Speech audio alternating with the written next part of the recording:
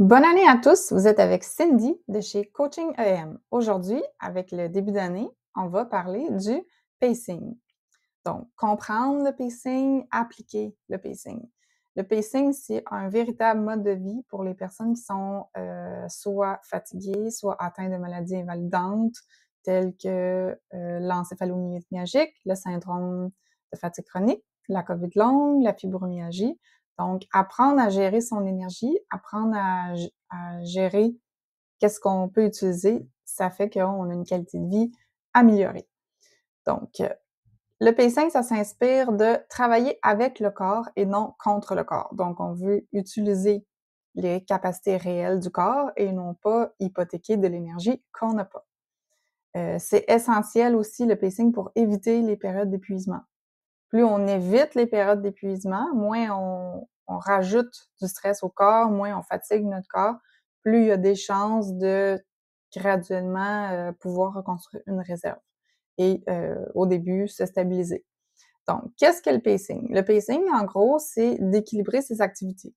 On veut avoir des journées stables. On veut trouver c'est quoi la zone qu'on se sent bien. Donc, une zone avec très peu de symptômes, même voire sans symptômes, où ce qu'on fait des activités, puis on n'a pas d'exacerbation de symptômes, on n'a pas de malaise post-effort.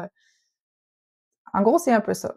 Donc, est-ce que c'est 6 heures par jour? Est-ce que c'est 7 heures par jour? 8 heures par jour? Pour chaque personne, ça va être différent. Est-ce que vous êtes en état sévère, très sévère, modéré, léger? Pour certaines, c'est rester alité, d'autres, c'est être un peu actif à la maison, d'autres personnes vont pouvoir sortir. On veut évaluer qu'est-ce que ça représente pour nous, notre enveloppe énergétique. On veut aussi être capable d'évaluer quelle activité je peux faire qui va rester dans mon enveloppe énergétique. Donc, si moi, c'est possible de prendre une marche, je peux prendre une marche de combien de temps et à quelle vitesse je peux marcher. Ça aussi, c'est une notion importante. Même chose, est-ce que je peux passer du temps sur les écrans, soit sur mon téléphone, sur un ordinateur? Si oui, combien de temps pour que ça provoque pas de symptômes?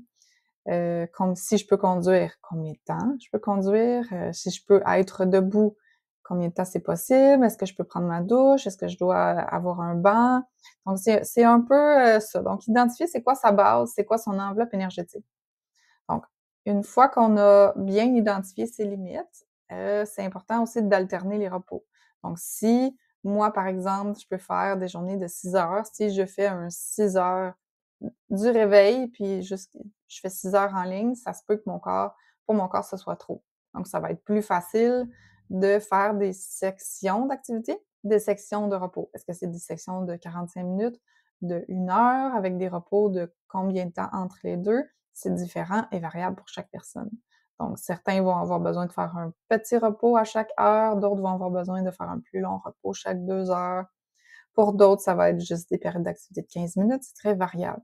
Donc, on identifie c'est quoi qui nous convient le mieux pour nos alternances activité et repos. On priorise aussi. Il y a sûrement beaucoup de tâches qu'on fait parce qu'on a l'habitude de les faire. Est-ce qu'elles sont essentielles? Qu'est-ce qui est essentiel pour moi? Qu'est-ce que je peux pas vivre avec ou j'ai de la misère? Je trouve ça difficile si je réalise pas tâche 1, tâche 2, tâche 3. Les autres qui sont moins importantes pour nous, on peut les abandonner. Qu'est-ce qui peut être délégué aussi? Donc, qu'est-ce qui peut être fait par d'autres? Ça va également nous aider à mieux encadrer le pacing et mieux gérer la quantité d'énergie qu'on dépense.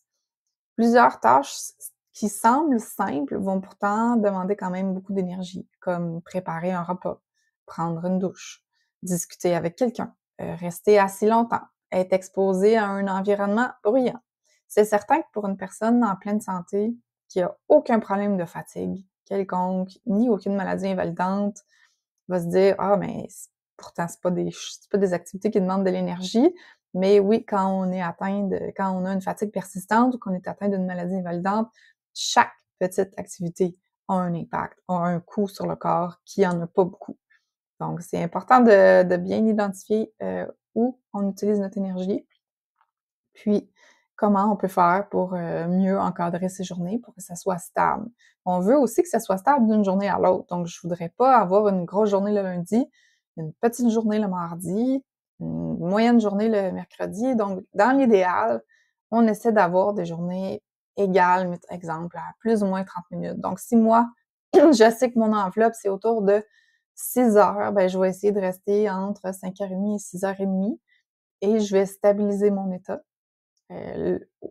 Si j'arrive à libérer de l'énergie en faisant d'autres stratégies comme qui ont en lien avec les piliers de la santé, soit améliorer mon alimentation, mon système digestif, apaiser mon système nerveux, réussir à intégrer un petit peu plus de mouvement, éliminer les toxines auxquelles je pourrais être exposée. Ça peut libérer de l'espace, donc libérer de l'énergie. Éventuellement, on pourra regarder comment on peut faire une légère accroissement, très lente, mais en premier, il faut commencer par stabiliser le corps et libérer de l'énergie avant de penser de faire de l'accroissement. Donc, pour le pacing, ce qui est important, tout d'abord, on veut écouter son corps. On veut faire des pauses régulièrement. On veut se fixer des limites claires, que ça soit clair pour nous. On veut prioriser qu'est-ce qui est important à faire pour nous et déléguer ce qui est possible d'être délégué. On veut être patient, bien identifier c'est quoi ses limites, bien identifier c'est quoi son enveloppe énergétique. Ça peut prendre plusieurs semaines, même 1 mois, 2 mois, 3 mois peut-être. Combien de temps ça va vous prendre de bien comprendre vos symptômes? Qu'est-ce qui fait que vous allez vous vivre des symptômes ou une augmentation de symptômes?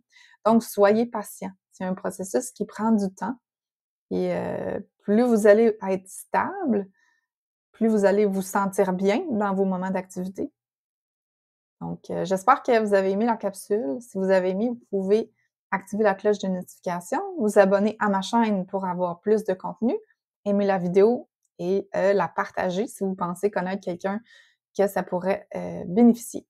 Donc, merci et joyeuse année encore. On se revoit la semaine prochaine pour une nouvelle capsule. Au revoir.